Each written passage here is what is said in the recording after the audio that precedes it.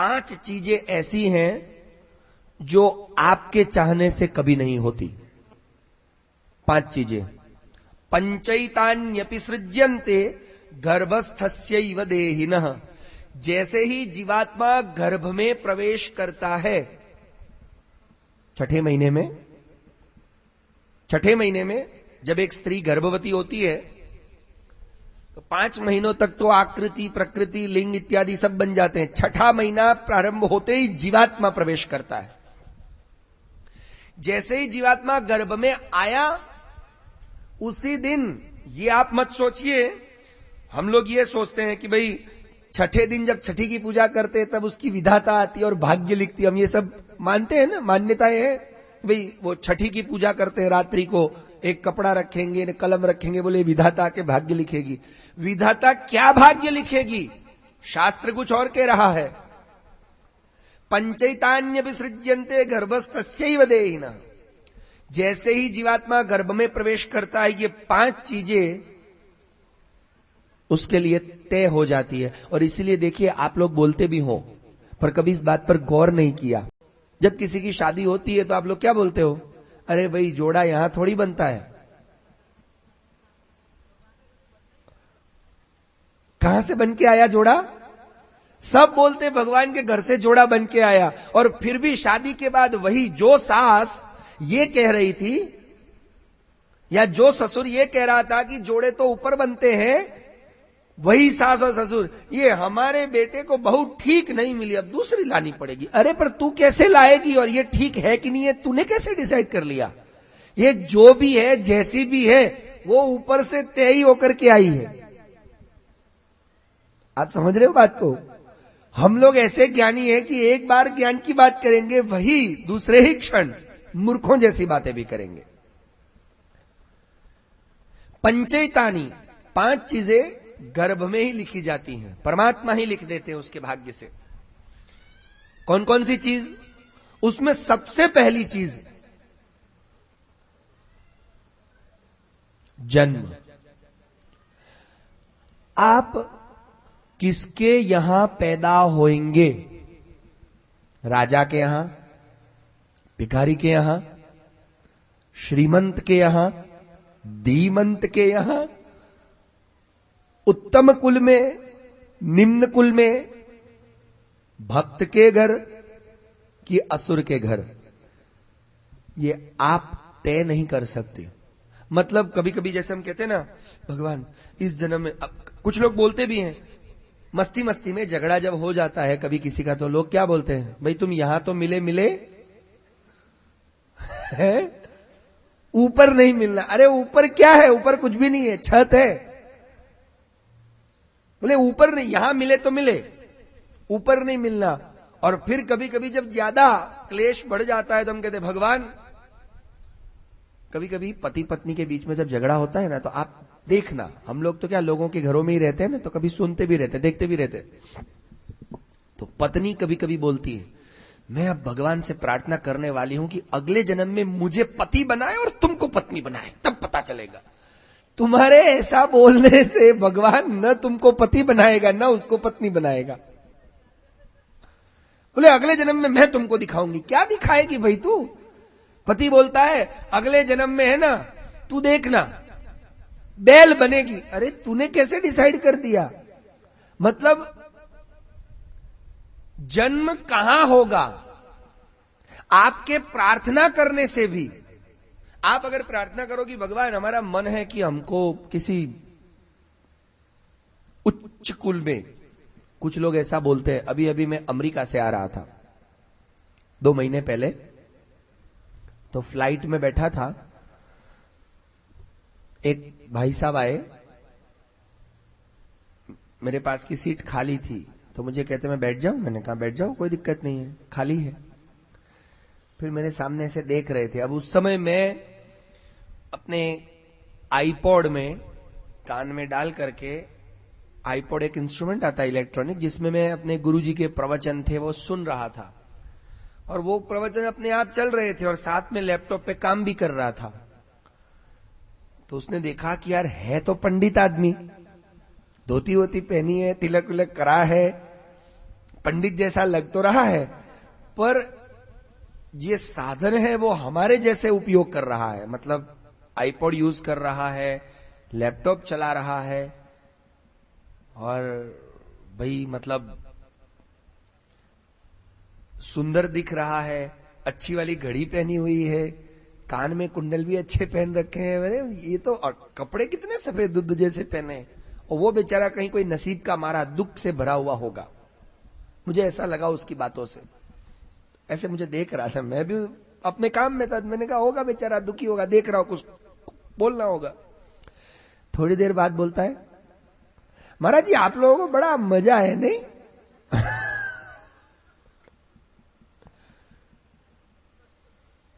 अब मुझे सुना ही नहीं दिया क्योंकि कान में वो डाला हुआ था। फिर उसने ऐसे ऐसे करा, तो मैंने ऐसे देखा, बोलता है महाराज जी आप लोगों को मजा है ना? मैंने कहा क्या? ऐसे कान से निकाल के पूछा। बोले मेरा मन हो रहा है, मैं इतना बड़ा हो गया महाराज, इतना अच्छा धंधा करता हूं, पर मुझे लैपटॉप यूज करना नहीं आता। अब उसको बेचारा नसीब का मारा था, नहीं आता तो तेरी गलती, उसमें मेरी क्या गलती? तेरे पिताजी ने नहीं सिखाया या तूने सीखने की कोशिश नहीं की, उसमें मेरी गलती थोड़ी है। तो बोलता है मुझे इतना बड़ा हो गया, बिजनेस करता हूं, लैपटॉप चलाना नहीं आता, पर आप लोगों के मजे हैं नहीं? मैंने कहा है भाई, हमारे तो बहुत अच्छे मजे हैं। बोले आप लोगों को मजे क्यों हैं? उसका प्रश्न भी तो समझ, आप लोगों को मजे क्यों है? मैंने कहा ऐसा है बेटा कि जो चीज करनी चाहिए थी वो आप कर नहीं रहे हो, नहीं करनी चाहिए थी उसमें लगे हुए हो, इसलिए आप लोग दुखी हो। और हमको सदगुरु की कृपा से इतना समझ में आ गया है कि क्या करना चाहिए, और वहीं लगे हुए हैं, इसलिए हम मजे में हैं। बोले मतलब? मैंने कहा भाई सीधी सरल बात बताऊं, हम मजे में हैं क्योंकि हम उसके भरोसे जी रहे हैं, और तू अपने बिजनेस के भरोसे जी रहा है, इसलिए तू दुखी है, और हम मजे में क्योंकि हम उसके भरोसे जी रहे हैं। 24 घंटे उसी का नाम लेते, काम भी करते तो उसी के नाम का काम करते हैं। तो बोले अब मेरा मन हो रहा है कि ये प्लान क्रैश हो जाए। मैंने कहा यार कुछ अच्छी बात बोल।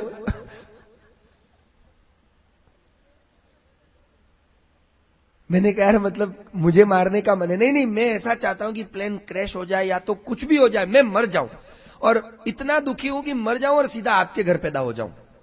मैंने कहा ये मुसीबत है, प्लेन क्रैश हो जाए उसमें कोई दिक्कत नहीं है, तू मर जाए उसमें दिक्कत नहीं, पर मेरे घर पैदा होगा ये पॉसिबल नहीं है, क्योंकि वो किसने डिसाइड किया हुआ है? एक बात आपको समझाई, अब उसके मन में हुआ कि इनके घर पैदा हो तो मुझे ये बचपन में आ जाएगा लैपटॉप चलाना, मुझे भगवान का नाम लेना आ जाएगा, ये सारी इंग्लिश भाषा आएगी, संस्कृत भाषा आएगी, मैं भी मजे में रहूंगा। ये उसके मन की बेचारे की सोच होगी। पर ऐसी कभी किसी के मन में सोच आ जाए, आपको भी कभी कभी आती होगी सोच, कभी कभी आती होगी आपको भी, कि यार वो आदमी कितना सुखी है, उसके घर पैदा होते तो अच्छा होता ना, ऐसा मन में आता होगा। पर आपके सोच लेने से, या आप अगर प्रार्थना भी कर लो भगवान से, तो भी वो संभव नहीं है, क्योंकि 5 चीजें गर्भस्थस्यैव देहिनः अपने आप परमात्मा डिसाइड कर लेते हैं वो। उसमें सबसे पहले है जन्म। ये बात क्यों बता रहे हैं मालूम है? इससे एक बात आप नोट करके रखो कि आपका जहां कहीं भी जन्म हुआ है, निम्न कुल में हुआ है, उच्च कुल में हुआ है, उसको प्रभु का पाड़ ही मानो, प्रभु का उपकार मानो, प्रभु की अनुकंपा मानो। बड़े कुल में जन्म हुआ है तो घमंडी मत बन जाओ, ये आने वाली है बात। इसलिए यादव कुल में जन्म हुआ है तो उससे घमंड मत करो। बात समझ में आ रही है ना? और यादव कुल में नहीं हुआ है तो दुखी होने की जरूरत नहीं है, क्योंकि ये बात सप्तम स्कंद में प्रहलाद जी ने समझाई कि भगवान विप्राद द्विषड गुणयुताद अरविंद नाभ पादार विंद विमुखात श्वपचम वरिष्ठम। विप्राद द्विषड गुणयुताद, ब्राह्मण, उत्तम ब्राह्मण कुल में जन्म लेने वाला, शत शास्त्रों का अध्ययन करने वाला, वेदों के मंत्रों को अच्छे से बोलने वाला अगर ब्राह्मण आपके चरणारविंदों की उपासना नहीं करता है तो उससे अच्छा स्वपचम वरिष्ठम, इससे अच्छा एक अगर चांडाल है जिसको कुछ नहीं आता, जिसके न उत्तम कुल है, ना ही उसके पास कोई वेद शास्त्र का अध्ययन है, पर वो आपके चरणों में आसक्त है और चरण भक्ति कर रहा है, तो वो उस ब्राह्मण से श्रेष्ठ है। उसके चरण छूना वो अपने आत्मकल्याण का मार्ग है। श्रेष्ठ कौन? हम जन्म से श्रेष्ठता देखते हैं, नहीं, जन्म जहां भी मिल जाए प्रभु की कृपा मानो, न गर्व करो न दुखी हो। जो भी मिला है प्रभु ने हमारा अधिकार, हमारी योग्यता और अपनी कृपा को देख करके दिया है। क्योंकि इस दुनिया में जो कुछ भी देते हैं भगवान अपनी कृपा से देते हैं। लाड़ भी और मार भी दोनों भगवान अपनी कृपा से देते हैं। तो पहली बात बताई जन्म, 5 चीजें हैं ना। दूसरी बात विद्या, दूसरी बात क्या है? विद्या। ये बात हमारे आज के माँ बाप को ध्यान से सुननी चाहिए, माता पिता को। क्योंकि कभी कभी माँ बाप अपने बच्चों को हैरान परेशान कर देते हैं। पढ़ता नहीं है, ये पड़ोस का बच्चा देख, ये शर्मा जी का बच्चा देख कैसा पढ़ रहा है, तू मूर्ख है। अरे भाई, वो शर्मा जी का पढ़ रहा है, पढ़ने दो, वर्मा जी का नहीं पढ़ रहा है, छोड़ो। क्योंकि विद्या ठोक बजाने से नहीं आएगी। विद्या उसके मस्तिष्क में, गर्भ में आते ही लिख दी गई, वो उतनी ही विद्या अध्ययन करेगा, उतनी ही विद्या पाएगा। आपके विद्या ऐसी कोई दवाई नहीं है कि इंजेक्शन में भरी और इसकी खोपड़ी में डाल दी। ये जितनी विद्या का अधिकारी था, और ये बात आप बुला मिश्र की वार्ता में देखिए। बुला मिश्र, उनके पिताजी ऐसे ही रोज ताने मारते थे, मूर्ख है, पढ़ता नहीं है, पढ़ क्या करेगा, भूखा रखूंगा।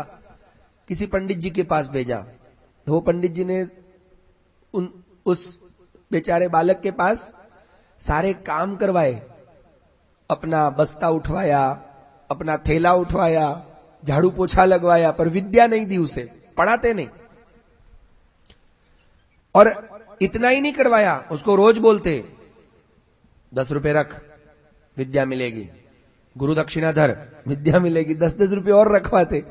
बुला मिश्र ने सोचा ये लोभी गुरु है, ये विद्या देने वाला नहीं है, ये सिर्फ अपने काम करवा रहा है, छोड़ो इसको। और वापस घर आ गए। तो पिता ने बोला कि अरे मूर्ख, इतने अच्छे पंडित जी के पास रखा था, वापस आ गया। बोले पंडित जी नहीं है, वो तो लूटते हैं, आपको मालूम है, रोज 10-10 रुपए मांगते हैं, मैं तो कैसे करके बहाने बना के आ गया, कैसे काम करवाते हैं। बोले तू लायक ही नहीं है, भाग जा घर से, विद्या लिए बिना आना मत, नहीं तो मर जा। ऐसे ताने मारे बेचारा छोटा बच्चा बनारस पहुंचा, काशी में एक प्रकांड ज्ञानी पंडित जी के पास पहुंचा। वहां पहुंच करके उनको भी कहा कि मुझे विद्या पढ़ाओ। और इस बालक की तत्परता देखी वो पंडित जी ने कि सही में इसके अंदर विद्या पढ़ने की तत्परता है। पर 1 साल, 2 साल, 3 साल, 4 साल निकल गए, इसके अंदर विद्या चढ़ती नहीं। बोले कैसी खोपड़ी है ये तेरी, अंदर न जा रही है न ऊपर चढ़ रही है। जैसे आप ठौर होता है ना, हमारे वैष्णव ठौर बनाते हैं, ठौर के ऊपर चाशनी चढ़ाई जाती है और पपची के अंदर चाशनी डाली जाती है। ये 2 सामग्री अद्भुत है।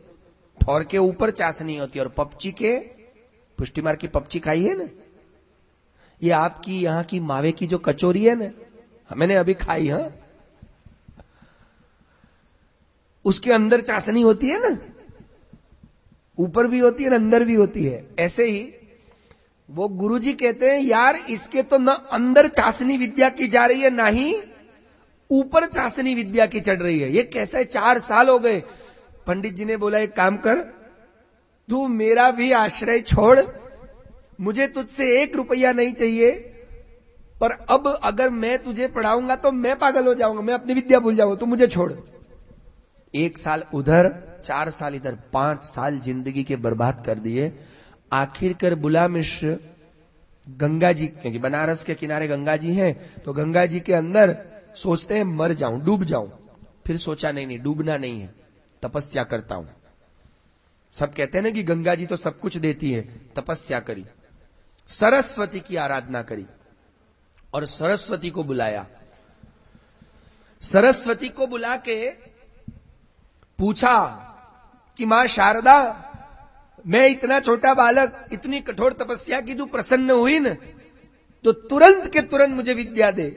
सरस्वती बोलती है, देख बच्चा, मैं तेरी तपस्या से प्रसन्न हुई इसलिए आई हूं, तू बाकी सारे वरदान मांग ले,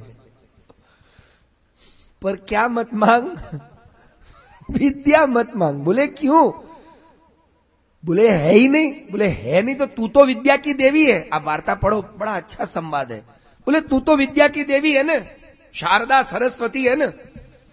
बोले मैं सरस्वती हूं, विद्या की देवी हूं, पर विद्या की देवी हूं इसका मतलब मैं विद्या देती नहीं हूं, विद्या का डिपार्टमेंट मेरा है। ये बात अब निकली है ना, तो आपको गीता जी समझाना जरूरी है, क्योंकि वो जो आज हमें कवि समझाने वाले हैं ना, तो उस समय फिर हमको ज्यादा मुझे समय बिगाड़ना नहीं पड़ेगा। अभी शुरुआत में ही ये बात अगर समझ ली आपने तो नहीं, मतलब भाई फिर ज्यादा टाइम नहीं लगे। यूं भगवान गीता जी में 7वें अध्याय में ये बात बताते हैं कि कामैस्तैस्तैर्हृतज्ञाना प्रपद्यन्तेन्य देवता तम तम नियममास्थाय प्रकृत्या नियता स्वया। इस संसार में कामना से भरे हुए मनुष्य, स्त्री पुरुष कोई भी जो कामना से भरे हुए हैं, वो अपनी अपनी कामनाओं के कारण उन कामना की पूर्ति करने वाले देवताओं की उपासना करते हैं। जिनको लगता है कि भाई गणेश जी की उपासना करने से जीवन में विघ्न नहीं आएगा क्योंकि वो विघ्न नाशक है, किसी को लगता है शिव जी की उपासना करने से संपत्ति मिलेगी, कोई सोचता है नहीं नहीं एक काम करो, क्योंकि ये द्वितीय स्कंद, भागवत जी के द्वितीय स्कंद में ये सब वर्णन आता है कि आरोग्यम आदित्यादिच्छेद, अगर स्वास्थ्य चाहिए, आरोग्य, तो किसकी उपासना करो? आदित्य, सूर्य की। अगर अच्छी पत्नी चाहिए, पति नहीं पत्नी, तो उमाम सतीम, पार्वती की उपासना करो, उमा देवी की। ब्रह्मवर्चस कामार्थम यजेत ब्रह्मणस्पतिम, द्वितीय स्कंद। अगर ब्रह्मवर्चस की कामना है तो ब्रह्मा की उपासना करो, यजेत ब्रह्मणस्पतिम, भगवान ब्रह्मा की उपासना करो, आपके अंदर ब्रह्म तेज जागृत होगा और सारी शक्तियां ब्रह्मा में है वो आप में आएंगी। ऐसे अलग अलग देवताओं के वर्णन है, अभी मेरा विषय वो नहीं है द्वितीय स्कंद, और सारे देवताओं का कहां बखान करें। तो गीता जी में भगवान कहते हैं जो कामना वाले जीव होते हैं ना, वो अपनी अपनी कामना के अनुसार ढूंढ ही लेते हैं। जैसे तमाकू खाने वाला चूना कहीं न कहीं से ढूंढ ही लेता है, कुछ नहीं तो मकान का दीवार पे लगा हुआ ऐसे निकालेगा और उसमें पानी डाल के बोले हाँ अब हो गया, चूना इतना ही तो चूना चाहिए ना। व्यसनी अपने मित्र व्यसनियों को ढूंढ ही लेगा और उसको मिल भी जाएगा। आप देखना, गुटखा खाने वाला, उसके पता चली जाएगा कि इतने में से गुटखा कौन खाता है, और उसके पास पहुंच ही जाएगा और उसको वो मिल भी जाएगा। ये शास्त्र विहित है। तो हम ये संसार के जो मनुष्य हैं, कामैस्तैस्तैर्हृतज्ञाना, उनका अज्ञान कामनाओं के कारण नष्ट हो चुका है। उनका ज्ञान कामनाओं के कारण ऋतज्ञाना, ऋतज्ञान मतलब हरण हो गया है। उनके ज्ञान, उनकी बुद्धि नष्ट हो जाती है। जीवन में कामनाएं बुद्धि का नाश करती हैं और इसीलिए प्रपद्यन्ते अन्य देवता, किसी को पत्नी की कामना है, किसी को पैसे की कामना है, किसी को कीर्ति की कामना है, किसी को यश की कामना है, किसी को सुख की कामना है, तो किसी को मारने की कामना है, किसी को बड़ा बनने की कामना है। बहुत सारी कामनाएं भर भर के लोग बैठे। उन सारी कामनाओं के चलते ही जीवात्मा की बुद्धि ज्ञान का, और ये यहां ज्ञान ऋतक ज्ञाना, तो ज्ञान ऋत हो जाए, ऋत मतलब हरण हो जाता है, इनका ज्ञान खत्म हो जाता है। तो ये ज्ञान खत्म होने का मतलब कौन सा ज्ञान खत्म होता है? कौन सा ज्ञान? नहीं, सत्य असत्य का ज्ञान, योग्य अयोग्य का विवेक और मूल स्वरूप का ज्ञान, भगवत स्वरूप का ज्ञान। मतलब जो विवेक है वो विवेक नष्ट हो जाता है, और वो नष्ट होने से क्या करते हैं? प्रपद्यन्ते अन्य देवता। तब वो लोग अन्य देवताओं की उपासना करते हैं। याद रखना, ये बात इसलिए बताई जा रही है क्योंकि अब आगे वही बात आने वाली है। कवि हमको कहने वाले हैं कि आपको मुक्ति की कामना है, भगवान श्री कृष्ण के अलावा इस विश्व में किसी भी ईश्वर की उपासना आपको आत्म परम कल्याण, परम श्रेय नहीं दे सकता। कुछ भी करें, आखिरकार घूम फिर के वहीं जाना पड़ेगा, घूम फिर कर। अगर अभी आप गणेश जी की उपासना कर रहे हैं, करिए, कोई बात नहीं।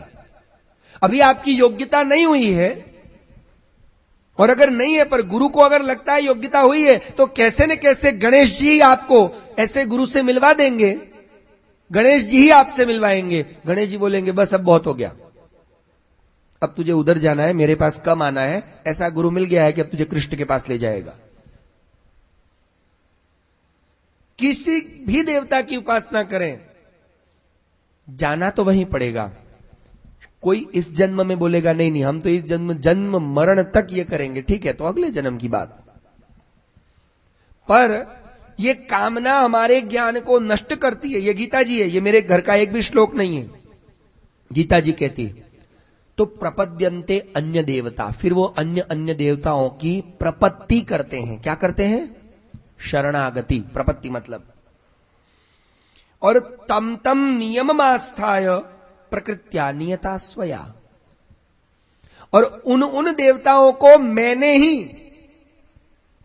डिपार्टमेंट सौंप रखे हैं ना भाई। एक राजा को राज्य चलाना हो, हर जगह तो राजा पहुंचेगा नहीं। आपके घर में भी आप देखो ना, आपने भी घर में भाई रसोई बनाने का काम आपने बहू को सौंप रखा है, व्यवहार संभालने का काम भाई मतलब बड़े बूढ़ों को सौंप रखा है, पैसा कमाने का काम भले पति को सौंप रखा है, घर के छोटे मोटे काम बच्चे भी कर लेते हैं। ऐसे हर एक के काम आपने डिवीजन कर रखा है ना। घर में भी तो डिवाइडेशन करना ही पड़ेगा, एक आदमी नहीं तो मर जाएगा सारे काम करते करते। ऐसे भगवान कहते हैं मैं पूरे ब्रह्मांडों को संभालता हूं, तो ब्रह्मांडों को संभालने के लिए मैंने ही तम तम नियमम आस्थाय प्रकृत्या नियता स्वया, मैं उस जीवात्मा की प्रकृति देख करके उसको उसी देवता के पास स्थिर करता हूं, और उन देवताओं को मैंने वो सौंप रखा है। क्या डिपार्टमेंट? भाई सरस्वती देवी तो क्या विद्या का डिपार्टमेंट संभालेगी। अब विद्या का डिपार्टमेंट संभालने का मतलब क्या होता है? जैसे सीधी एक सिंपल बात पूछो, कोई नाणा मंत्री है, नाणा मंत्री मतलब वित्त मंत्री, नाणा वित्त मंत्री। वो मैं नाणा मंत्री गुजराती शब्द बोला तो मेरे दिमाग में कि क्या हो गया ये, वित्त मंत्री। अब कोई वित्त मंत्री है, उसका मतलब ये थोड़ी है कि पूरे हिंदुस्तान का पैसा उसके पास है और वो कैसे भी चाहे उड़ा सकता है। वित्त मंत्री का मतलब है कि प्राइम मिनिस्टर या प्रेसिडेंट या संसद जो निर्णय ले और जैसे उसे जहां जहां देने को कहे वहां वहां उसे देना पड़ता है। वो अपनी मर्जी से घर उठा के पैसा नहीं ले जा सकता। वो वित्त मंत्री है, वित्त का मालिक नहीं है। आपको बात समझ में आ रही है? वित्त मंत्री वित्त का मालिक नहीं होता। जैसे आप करोड़पति हो, करोड़पति हो तो आपके घर में 4 गाड़ियां हैं। अब 4 गाड़ी है, एक मर्सिडीज है, एक फलानी है, एक ढिमकी है, एक कोई बड़ी बड़ी है, तो आप सोचोगे नहीं नहीं भाई ये मर्सिडीज मुझे बड़ी प्रिय है, बड़ी महंगी भी है, बड़ी डेलिकेट सी है, तो उसको तो यही ड्राइवर चलाएगा। आपने एक ड्राइवर डिसाइड कर रखा है भाई मर्सिडीज कौन चलाएगा, ये वाला ड्राइवर, दूसरी गाड़ियों के लिए दूसरा ड्राइवर।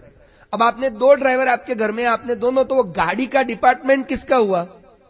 अब देखा जाए तो सुबह से रात तक गाड़ी के पास कौन रहता है, सुबह से रात तक गाड़ी के पास कौन रहता है, ड्राइवर। गाड़ी संभालता कौन है, ड्राइवर। गाड़ी चलाता कौन है, ड्राइवर। पर अपनी मर्जी से वो न गाड़ी चला सकता है न गाड़ी कहीं ले जा सकता है। तो जब कभी आप बोलोगे, मान लो यहां कोई गाड़ी वाला आया, तो आप क्या बोलोगे, ड्राइवर को गाड़ीवान बोलोगे, तो ये गाड़ी वाले आए, गाड़ी वाले मतलब गाड़ी वाला कौन, जिसकी गाड़ी है। जबकि 24 घंटे गाड़ी के पास कौन रहता है, साफ करता है ड्राइवर, चलाता है ड्राइवर, संभालता है ड्राइवर, उसको ले जाता है घुमाने, मतलब ठीक कराने भी ड्राइवर ले जाता है 24, और यहां तक कि गैरेज में भी ड्राइवर्स होता है।